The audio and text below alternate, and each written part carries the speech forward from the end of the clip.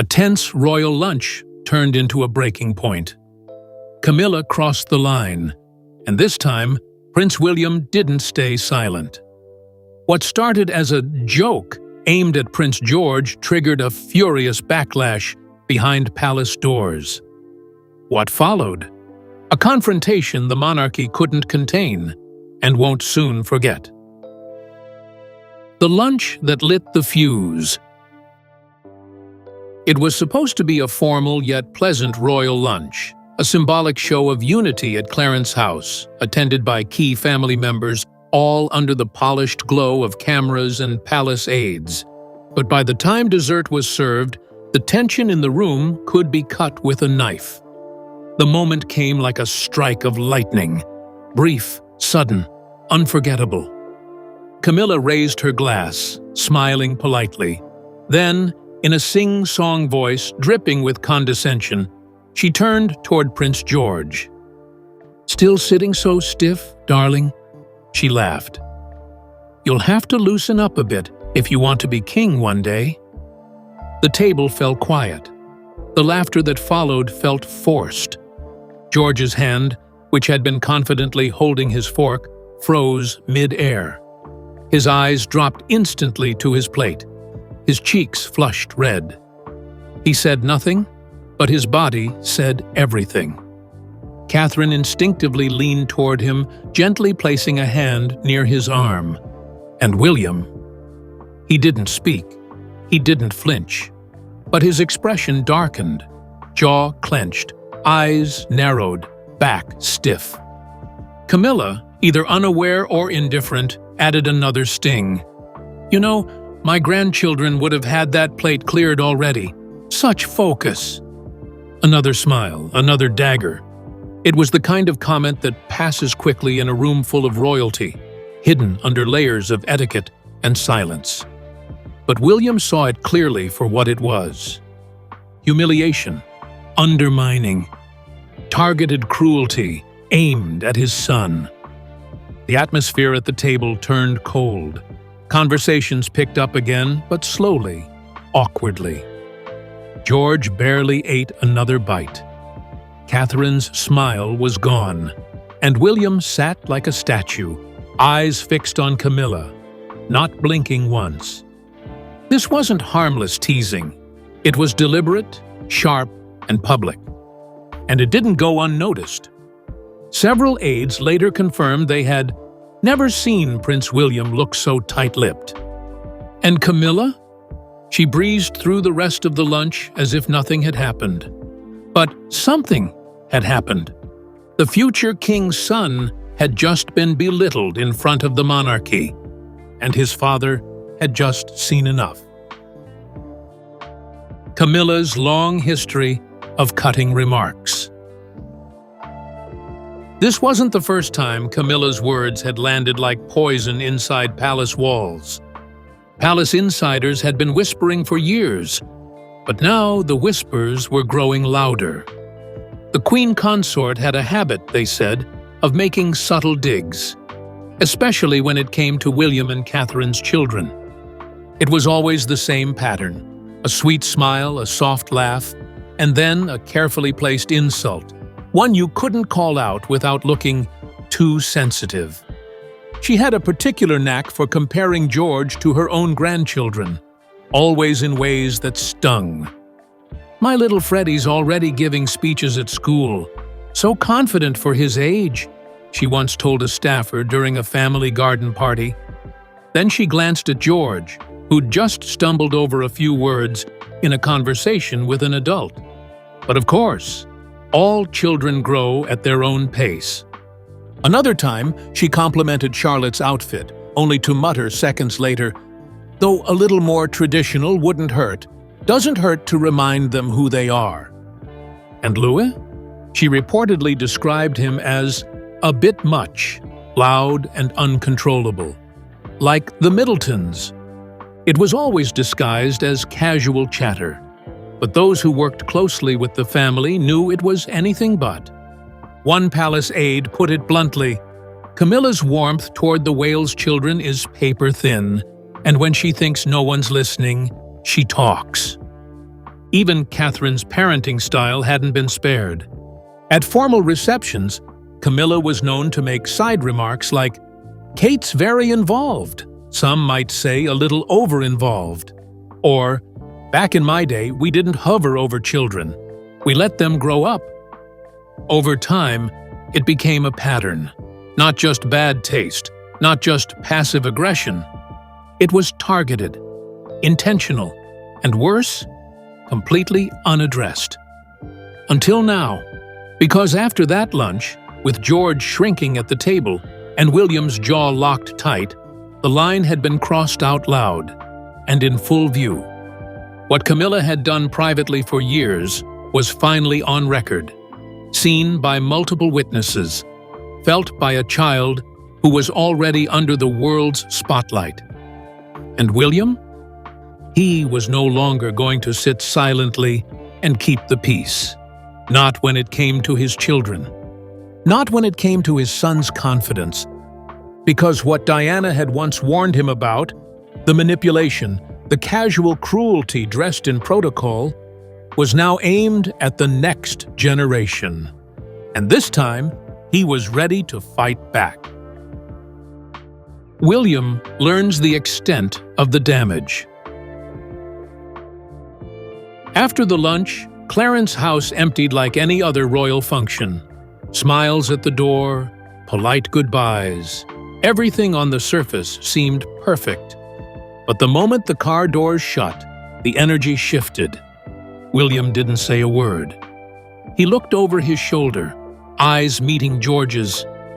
The boy had his face pressed to the window, silent, thoughtful, unusually still. Back at Kensington Palace, the tension followed them inside. George walked straight to his room without a word. Catherine shot William a look, a mother's instinct already sounding alarms. Minutes later, William knocked on his son's door. George was sitting on the bed, shoes still on, blazer slightly rumpled, fingers fidgeting with a cuff button. William sat beside him. "Was it something Camilla said?" George hesitated, eyes flickering. He nodded, slowly. "She says it a lot," he whispered. William's heart dropped. "Says what, buddy?" George looked down. "That I'm not ready. That I'm too stiff. That real kings don't act like I do." And just like that, everything clicked.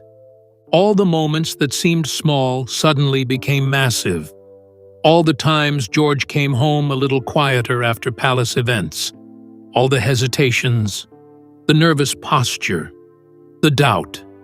It wasn't just one comment. It was a pattern. William felt something twist inside him, not just anger, but guilt. He'd missed it. He'd underestimated it. And his son had been carrying it alone. He placed a hand on George's shoulder, firm and steady. "You're already more of a king than some people will ever be," he said quietly. "And no one, I mean no one, decides your worth but you." George nodded, eyes watering but steady. William stepped out of the room and shut the door behind him. He stood in the hallway, breathing deeply, hands clenched at his sides. By the time Catherine found him, he had already made his decision. "She's been saying these things for months," he told her. "And we let her." Catherine's outrage in private. Catherine didn't blink. She didn't panic. But something in her expression turned sharp. What did she say? William repeated George's words. The way he'd said them. The way he'd looked. That pause. That resignation. That heartbreaking acceptance of unkindness. And then Catherine broke. Not with tears. Not yet. But with pure, searing fury. She turned away from William, walking slowly toward the window of their private sitting room. "This is how it starts," she said softly. "This is how they get broken, piece by piece." William watched her, silent. He knew she wasn't just thinking about George. She was thinking about Diana, the late princess, who had once fought the same battle, who had warned of palace cruelty, who had gone to war to protect her sons from being emotionally carved down behind royal walls. And now it was happening again, but this time, Catherine was ready. "This isn't just about George," she said, turning back to William. "It's about all of us. It's about our family. And it's about what we're willing to tolerate." There was no discussion about damage control, no debate about image, just clarity. "We confront her, and we end this," she said.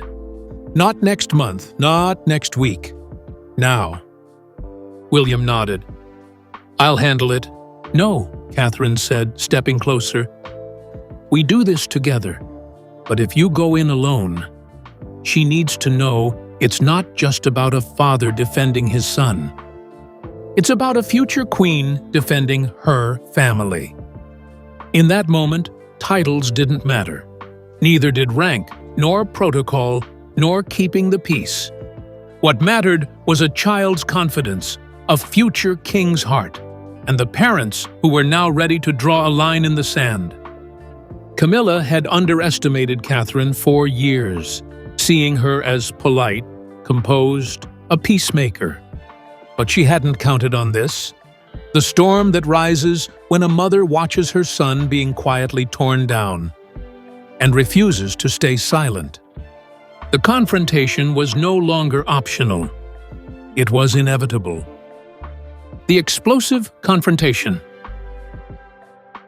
Buckingham Palace was calm that day, outwardly at least. Staff moved briskly through corridors.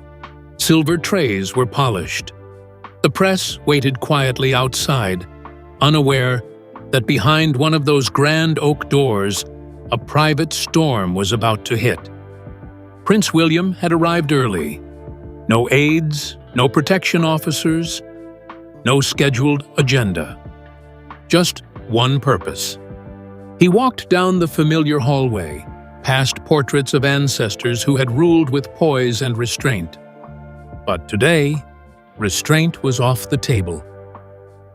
Camilla waited in a private reception room, sipping tea as if this was just another polite catch-up. But the moment William stepped in and closed the door behind him, the tension snapped like glass. "You wanted to see me?" she asked, smiling tightly. William didn't sit. "It ends now," he said coldly. "You do not speak to my son that way ever again." Camilla blinked, startled. Then, with a chuckle that was more defensive than amused, she replied, "Oh, William, don't be so serious. It's just harmless banter. You know how children are." But William didn't budge. "Banter doesn't make a child feel humiliated. Banter doesn't make my son come home thinking he's not good enough to be king." His voice rose slightly, not yelling, but sharp enough to cut through any royal etiquette. "You may be queen consort," he continued, "but when it comes to my children, that title means nothing to me." Camilla stiffened. "You're being dramatic. Everyone teases children." William cut her off. "Teasing doesn't leave a child questioning their place in the world. What you did to George was not affection. It was cruelty, dressed up with smiles and served on fine china." The room went silent. Outside the door, two staffers standing in the corridor reportedly heard raised voices. Rare for William, who is famously controlled in public and private. Inside, the message had landed. Camilla didn't apologize. She didn't deny the comments. She simply stared, lips tight, silence thick between them. William stepped closer. "This isn't a warning, Camilla. This is a line. You don't cross it again." And with that, he walked out, leaving no room for rebuttal. The confrontation was over, but the impact was just beginning. The rift breaks into public view. 3 days later, the royal family gathered again, this time for a public engagement at St. Paul's Cathedral, marking a national remembrance ceremony. It was meant to be solemn, dignified, united. But the tension was visible before the cars even stopped. William and Catherine arrived first with George and Charlotte in tow. Their expressions were composed, but focused. Catherine kept a hand gently on George's back as they made their way up the steps. Then came Camilla and Charles. The moment the couple stood within the same frame, the freeze hit. No greeting, no eye contact, no interaction. William didn't even glance in Camilla's direction. Cameras captured him leaning toward Catherine, whispering something to Charlotte instead. Camilla offered a brief smile toward George. He didn't return it. Photographers caught the moment instantly. One shot, showing Camilla frozen mid-smile while William looked away, became the defining image of the day. Royal watchers erupted. Twitter lit up with hashtags like #ColdAtTheCathedral, #TeamWales, and #CamillaSnubbed. Body language experts broke down every movement. One headline screamed, "William freezes out. Camilla in front of entire nation." And it didn't stop there.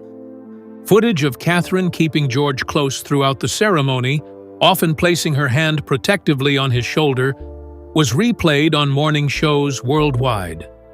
One viral TikTok read, "That's not just a princess. That's a lioness." Inside the palace, aides scrambled to downplay the situation. A generic statement was issued.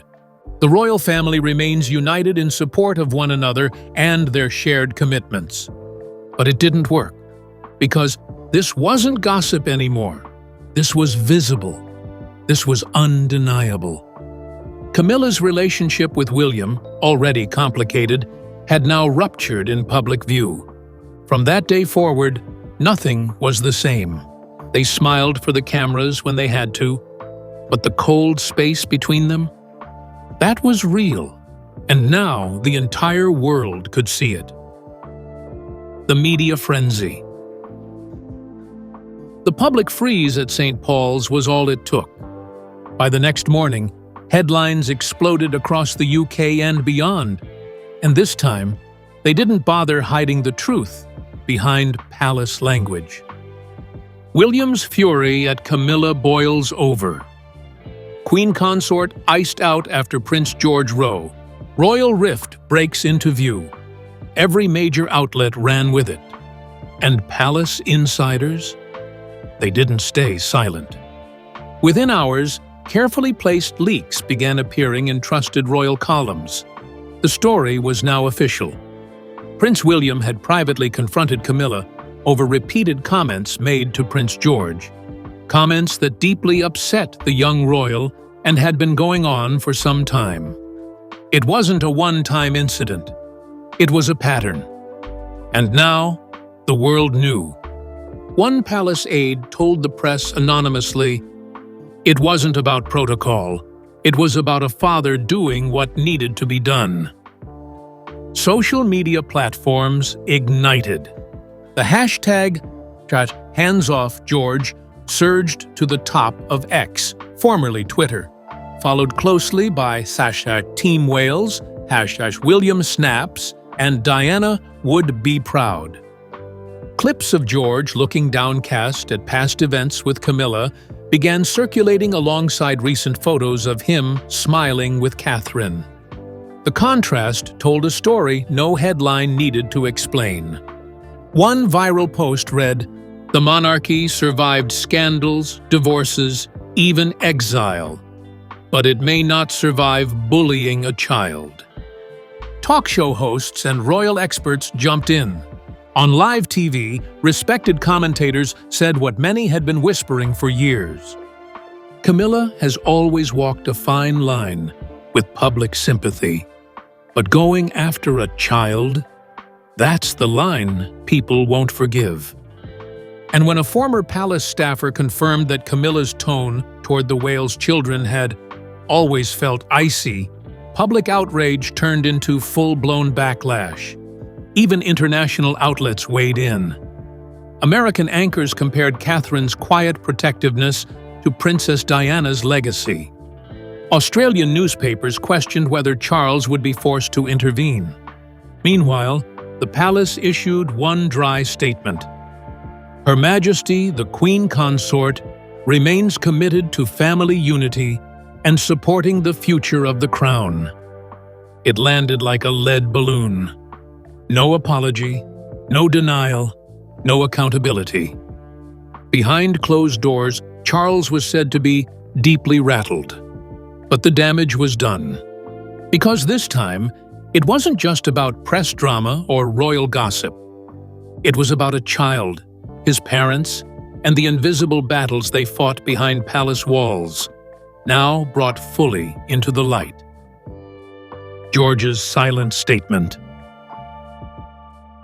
3 days after the headlines blew up, Prince George stepped back into the public eye, and without saying a single word, he silenced every doubter.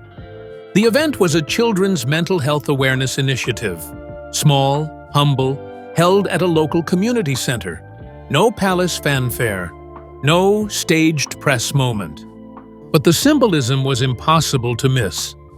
George arrived with William and Catherine, dressed in a neat blazer, looking composed, even confident. He shook hands. He smiled. He sat beside children his age and listened with quiet attention. And as the cameras clicked, one thing became clear. This was the royal family's response. This was George's rebuttal. Not in interviews, not in statements, but in presence. This boy, the one allegedly not ready to be king, was showing more grace under pressure than many adults. Catherine stayed close, offering subtle reassurance, a hand on his shoulder here, a warm glance there. William hovered nearby, letting George take the spotlight, but never stepping too far. And then came the moment that sealed it. Catherine stepped up to speak. Her words were soft, but heavy with meaning. Every child deserves to feel safe, to feel seen, to feel confident in who they are and who they can become. There was no need to name names. Everyone knew who she was talking about.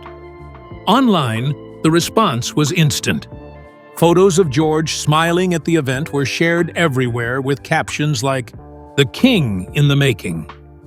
Camilla mocked him. Catherine raised him. This is what quiet strength looks like. The hashtags returned. #Stand with George, Future King, #Confidence Restored. One tweet with over 1 million views read, "He didn't need to clap back. He just showed up. That's royalty." Inside palace walls, the impact was even clearer. There were whispers of upcoming changes. Camilla's absence from future Wales family engagements, increased privacy measures around George, and stricter control over who interacts with the children at official events. No formal punishment was issued. But the Queen Consort had been effectively sidelined. And George? He didn't say much that day, but the way he held himself, tall, assured, quietly brave, sent the message loud and clear. He would not be broken. Not by comments, not by condescension, and certainly not by a crown worn by someone who forgot what royalty should look like. Camilla retreats without regret.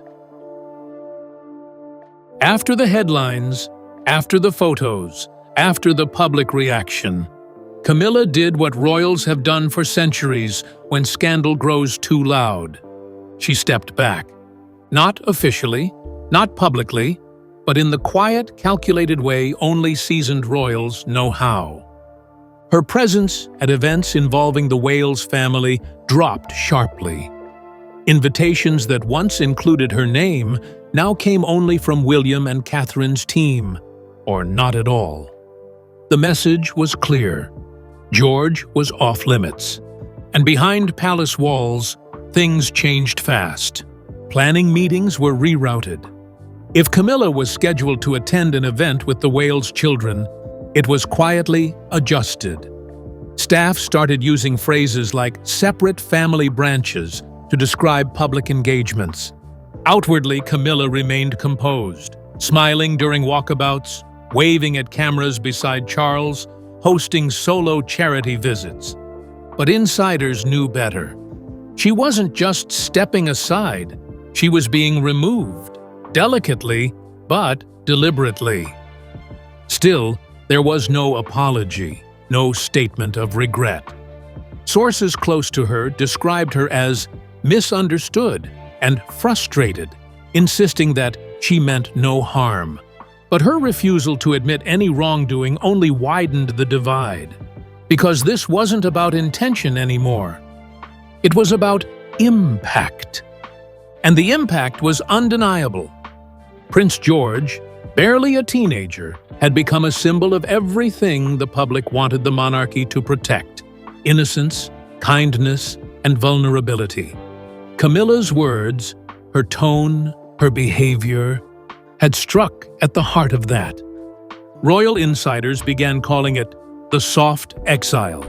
No public punishment, no formal separation, just a quiet fade. She focused her attention on her own children and grandchildren, leaning into a role where she felt safer, less scrutinized. Her media appearances became more controlled, more cautious. And when it came to family discussions, her voice was no longer central. She still wore the crown, but she no longer held influence. And while the world moved on, royal watchers didn't forget. They knew exactly where the shift began.